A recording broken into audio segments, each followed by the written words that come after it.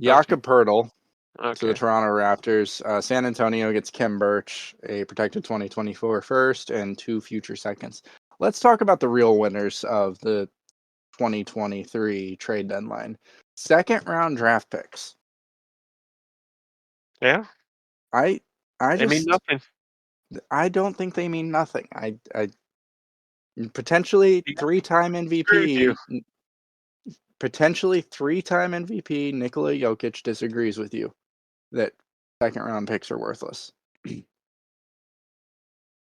could say Um, Jokic, but that's one player out of the just- thousands that have been drafted, and not only that, like I said, because of their mass quantity of being traded all willy nilly.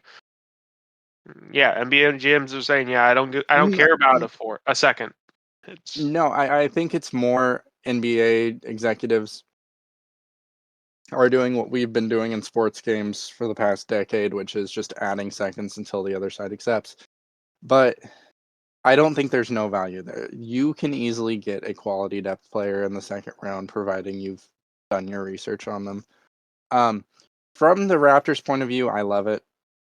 Jakob Poeltl is a great role player. I didn't like it. What? I didn't like it. You didn't like it? Why don't you like it?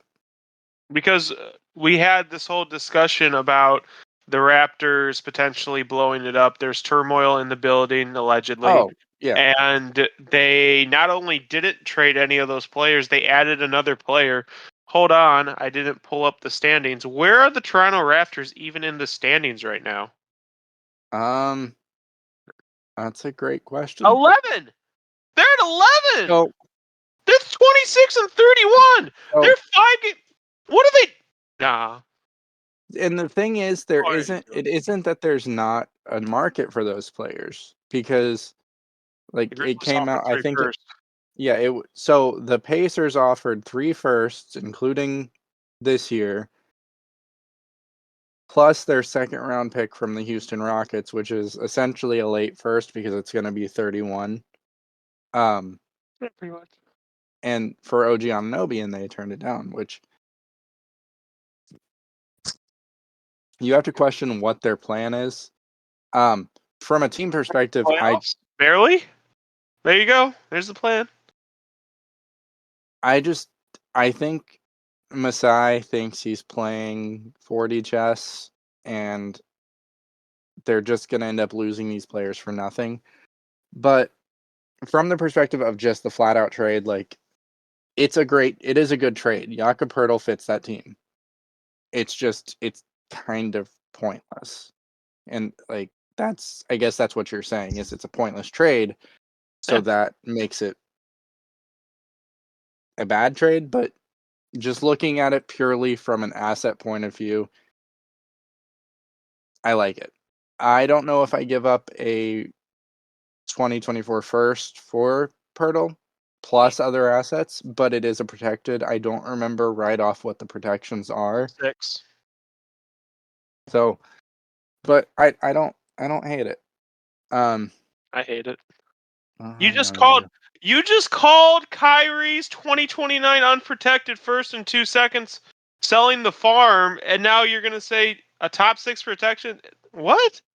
Because there's a difference.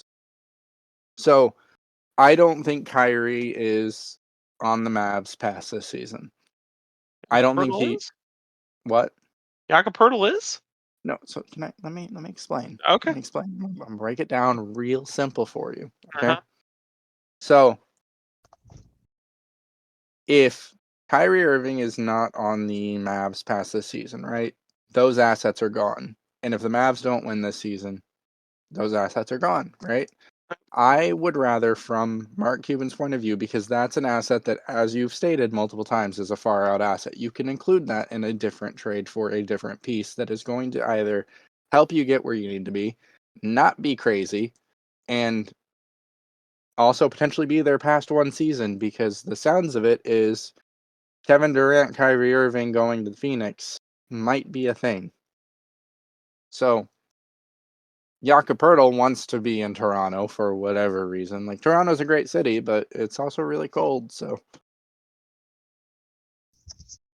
But if you're trading an asset for something that is a known flight risk and you can almost guarantee they're going to play, that's the difference.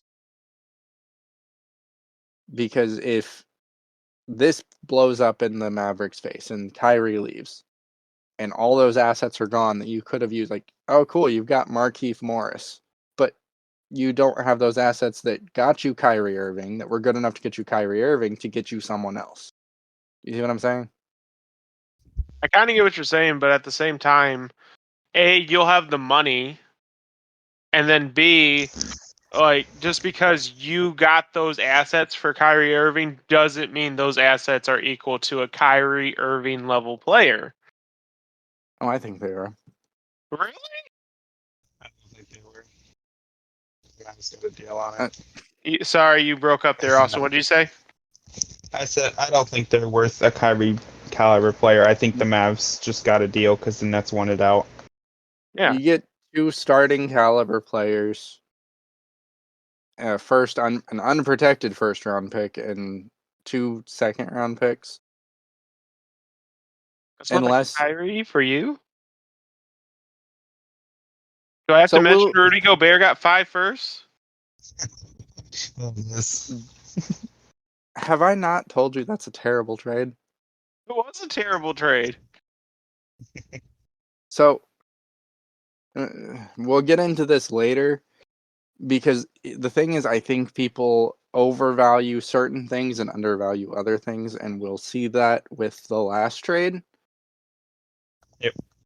Anyways, my opinion on the Spurs Raptors trade, I think the Spurs won it because I didn't realize Jakob's this is the last year of his deal, so he's unrestricted after this year. So they're going to have to sign him if they want him.